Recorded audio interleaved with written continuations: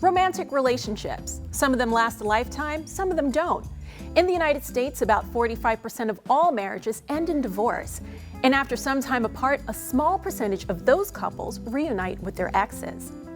In this episode of 10 Minutes, I had an interesting conversation with a relationship fixer to find out how she helps divorced couples make up after a breakup.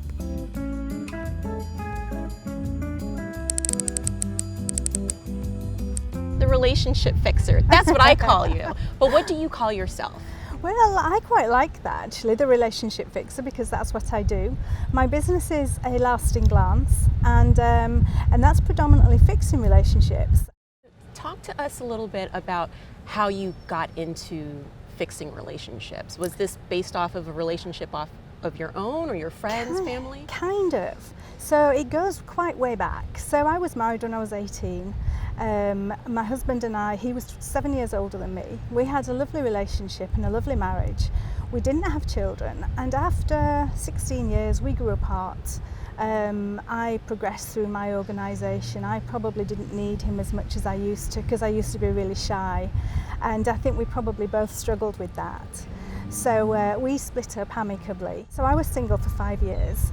Then I met somebody else, and he was 8 years younger than me.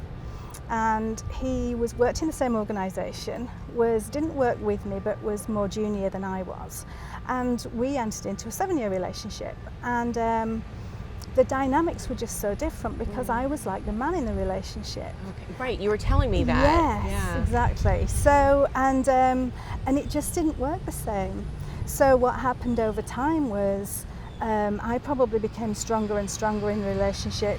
He did less and less, because I used to tell him off all the time, and which is never good in a relationship. Yeah. You were the alpha. I was, yeah. And anyway, so in the end we did split up. He was fantastic for me. He helped me become more outgoing, and he was a real extrovert, so that helped me. And then I was single again. I embarked on really a 4 or 5 year journey of change, because I realised I'd lost sight of who I was at my core. And I'd started doing a bit of online dating, which was interesting. But all the men I met were more like my second partner rather than my husband. Mm-hmm. And I really wanted somebody who was more like my husband.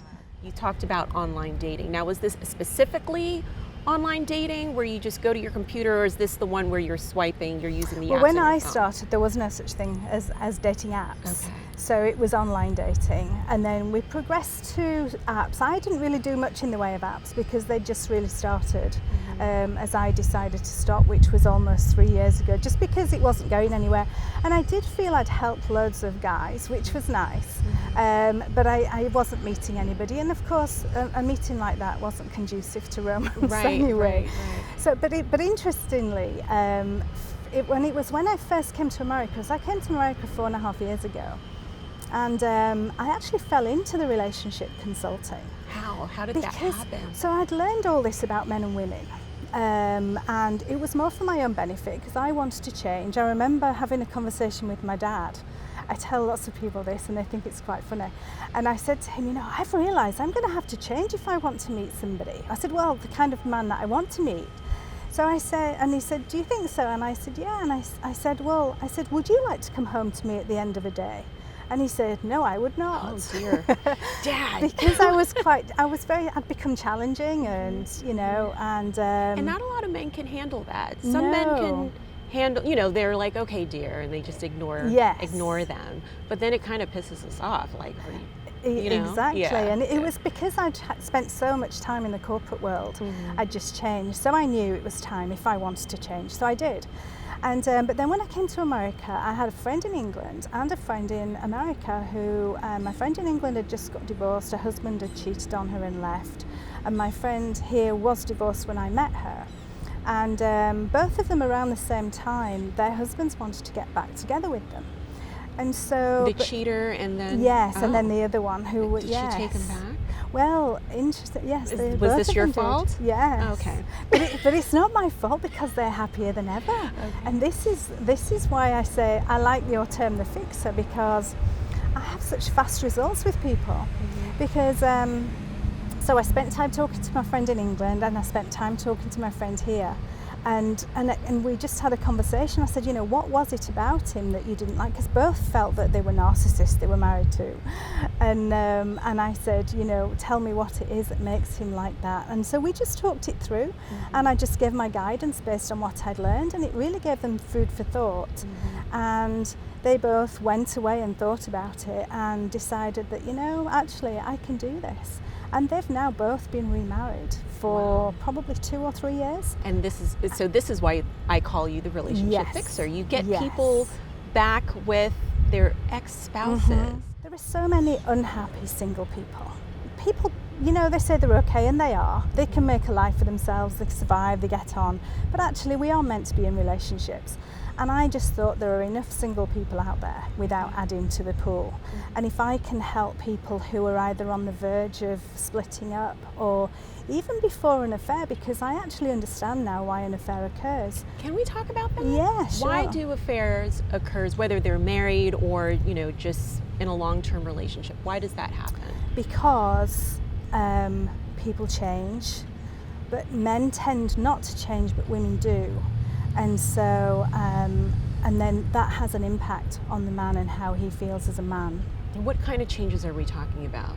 A bit like I became. Okay. So challenging, criticising, telling, always having a better idea. It starts actually with, I don't really like that shirt. Would you wear this one for me instead? Oh dear God, I do that all the time. That's where it starts. Okay. Now, that doesn't mean it's going to go all the way. Okay. But it's a starting point. Yeah. And it depends how strong it becomes. And it can become very strong, in which case the man stops feeling like he's basically, if he gets criticised quite a lot for the way he does things, he'll just do less. And at first women tend to be okay with that because they're, you know, everything's going their way. But then the men do less and less and less and less, till then resentment sets in. From the man? No, from the woman. From the woman. Then okay. Because now she's doing everything and he's doing nothing because he's just stopped. So the balance is gone. The balance is gone. Got it. So many people, they base their choice on what somebody looks like. And of course you've got to be physically attractive, there's no doubt about it.